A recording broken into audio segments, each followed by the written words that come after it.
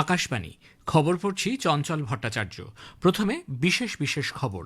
প্রধানমন্ত্রী নরেন্দ্র মোদী আজ আকাশবাণীর মন কি বাত অনুষ্ঠানে ভারতীয় বিজ্ঞানীদের অসামরিক পারমাণবিক কর্মসূচির প্রশংসা করেছেন। এর ফলে শিল্পোন্নয়ন সহ বিভিন্ন ক্ষেত্র লাভবান হয়েছে বলে তাঁর অভিমত। প্রধানমন্ত্রী 25শে বৈশাখ রবীন্দ্রনাথ ঠাকুরের জন্মবার্ষিকীর প্রসঙ্গ উল্লেখ করে বিশ্বজুড়ে রবীন্দ্রসঙ্গীতের প্রভাবের কথা উল্লেখ করেছেন। পশ্চিমবঙ্গে দ্বিতীয় দফা নির্বাচনের আগে শেষ রবিবার সব দলের প্রচারাভিযান এখন তুঙ্গে। বিজেপি নেতা প্রধানমন্ত্রী নরেন্দ্র মোদী অনুপ্রবেশ এবং সিন্ডিকেট ইস্যুতে তৃণমূল কংগ্রেস সরকারের সমালোচনা করেছেন। তৃণমূল কংগ্রেস নেত্রী মুখ্যমন্ত্রী মমতা ব্যানার্জি নির্বাচনে কেন্দ্রীয় বাহিনীর ভূমিকা নিয়ে প্রশ্ন তোলেন। মহারাষ্ট্রের বেশিরভাগ অঞ্চল তীব্র তাপপ্রবাহের কবলে। আইপিএল ক্রিকেটে গুজরাট টাইটান্স চেন্নাই সুপার কিংসকে 8 উইকেটে হারিয়ে দিয়েছে। অন্য ম্যাচে Kolkata Knight Riders Lucknow Super জায়ান্টসের মুখোমুখি হয়েছে। আসছি বিস্তারিত খবরে। আমাদের বিজ্ঞানীরা অসামরিক পারমাণবিক কর্মসূচিকে এগিয়ে নিয়ে চলেছেন। তাদের উদ্যোগেই এই কর্মসূচি দেশ গঠনে গুরুত্বপূর্ণ ভূমিকা রাখছে। এর ফলে আমাদের শিল্পোন্নয়ন, বিদ্যুৎ ক্ষেত্র, স্বাস্থ্যসেবা সবই লাভবান হয়েছে। মন কি বাতের 133তম পর্বে প্রধানমন্ত্রী নরেন্দ্র মোদী আরও বলেছেন, চাষাবাদ থেকে শুরু করে আধুনিক উদ্ভাবকদেরও ভারতের অসামরিক পারমাণবিক কর্মসূচি অনেক রকমের সাহায্য করেছে। कुछ ही दिन पहले हमारे न्यूक्लियर साइंटिस्ट ने एक और बड़ी उपलब्धि से भारत का गौरव बढ़ाया है। तमिलनाडु के कलपक्कम में फास्ट ब्रीडर रिएक्टर ने क्रिटिकलिटी हासिल कर ली है। इस स्टेज का मतलब है रिएक्टर का ऑपरेशन फेज में पहुंचना। भारत की न्यूक्लियर एनर्जी जर्नी में एक ऐतिहासिक माइलस्टोन है और परमाणु रिएक्टर पूरी तरह स्वदेशी तकनीक से निर्मित है। মন কি বাতের এই পর্বে দেশ বিদেশের মানুষের সঙ্গে তার চিন্তাভাবনা ভাগ করে নেবার সময় প্রধানমন্ত্রী আগামী 1 মে বুদ্ধ জয়ন্তী উদযাপনের কথাও উল্লেখ করেন। बौद्ध परंपरा हमें प्रकृति से जुड़ना भी सिखाती है। भगवान बुद्ध को ज्ञान एक वृक्ष के नीचे मिला था। प्रकृति हमारे जीवन का अभिन्न हिस्सा है। देश में भी ऐसे प्रयास हो रहे हैं।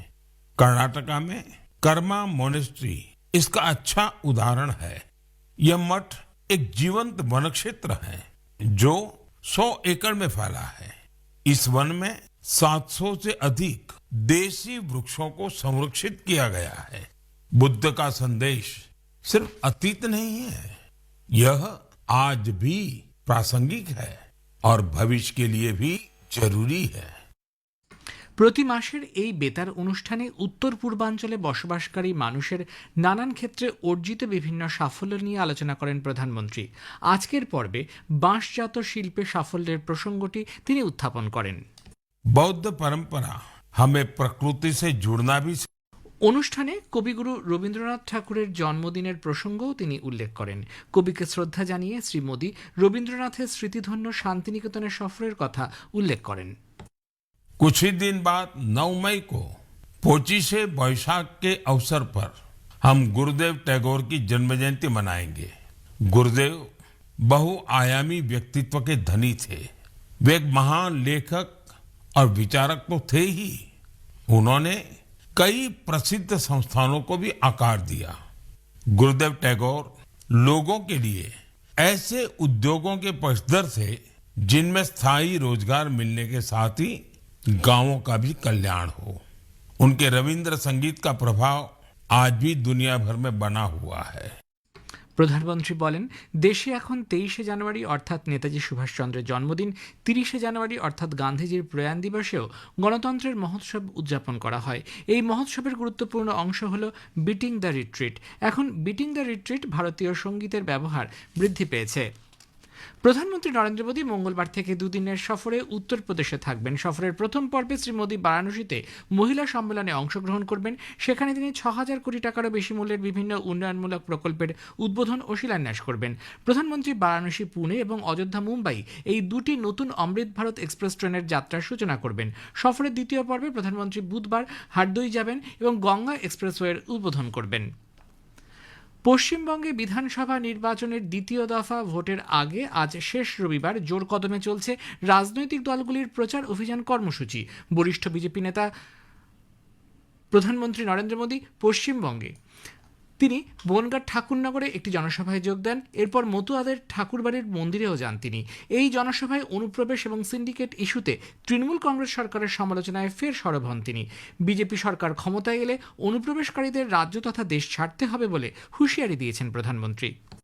जो भी अवैध तरीके से बंगाल में घुस आया है, जो फर्जी डॉक्यूमेंट लेकर यहां रह रहा है, वो 29 अप्रैल से पहले बंगाल और हिंदुस्तान छोड़ दे, वरना 4 मई के बाद हर घुसपैठियों को खदेड़ा जाएगा।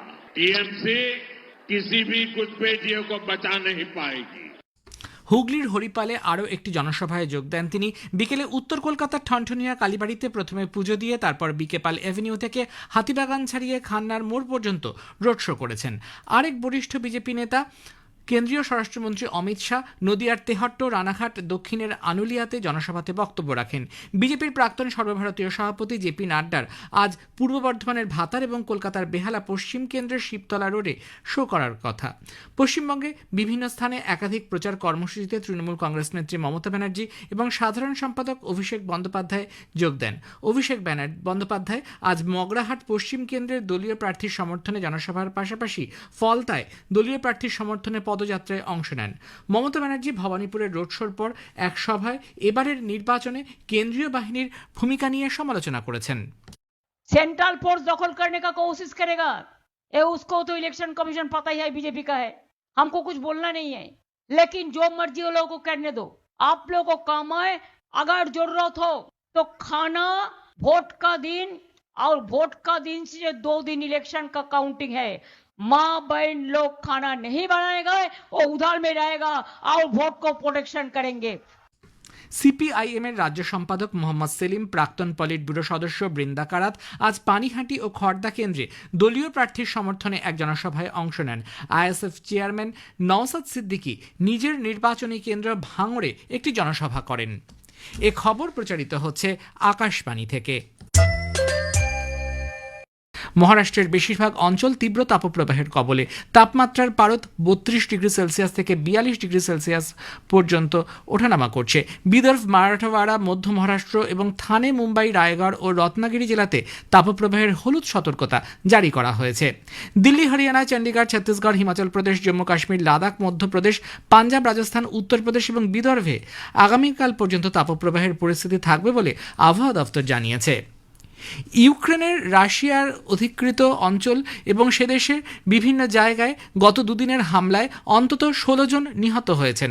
অন্যদিকে ইউক্রেনের নিপ্রো শহরে রুশ ড্রোন ও ক্ষেপণাস্ত্রের হামলায় 9 জন প্রাণ হারিয়েছেন। এদিকে ক্রিমিয়া, লুহান্স এবং রাশিয়ার বেলগোরোদ অঞ্চলে পৃথক হামলায় প্রাণহানির খবর পাওয়া গেছে। আমেরিকা ও ইরানের মধ্যে দ্বিতীয় দফার শান্তি আলোচনাকে কেন্দ্র করে প্রবল অনিশ্চয়তার মধ্যেই ইরানের বিদেশমন্ত্রী আব্বাস আরাকচি পাকিস্তানের প্রধানমন্ত্রী শাহবাজ শরীফের সঙ্গে বৈঠকের পর ইসলামাবাদ ত্যাগ করেছেন। ইরানের বিদেশমন্ত্রী আব্বাস আরাকচি স্থায়ীভাবে যুদ্ধ শেষ করতে তেহরানের শর্তগুলি নিয়ে পাকিস্তানের শীর্ষ নেতৃত্বের সঙ্গে আলোচনা করেছেন।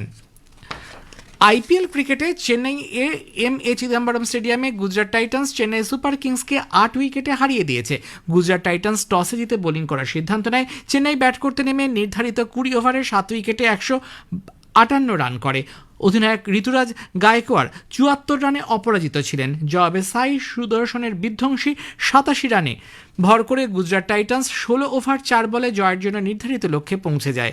সাই সুদর্শন ম্যাচের সেরা নির্বাচিত হন।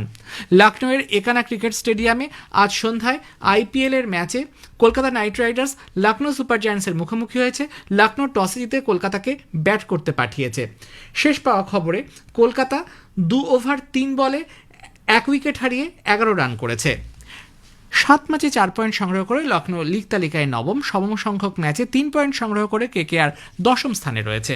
শেষে বিশেষ খবর আরও একবার। প্রধানমন্ত্রী নরেন্দ্র মোদী আজ আকাশবাণীর মন কি বাত অনুষ্ঠানে ভারতীয় বিজ্ঞানীদের অসামরিক পারমাণবিক কর্মসূচির প্রশংসা করেছেন। পশ্চিমবঙ্গে দ্বিতীয় দফা নির্বাচনের আগে শেষ রবিবার সব দলের প্রচার অভিযান এখন তুঙ্গে। খবর শেষ হলো, কিছু পরে শুনবেন স্থানীয় সংবাদ।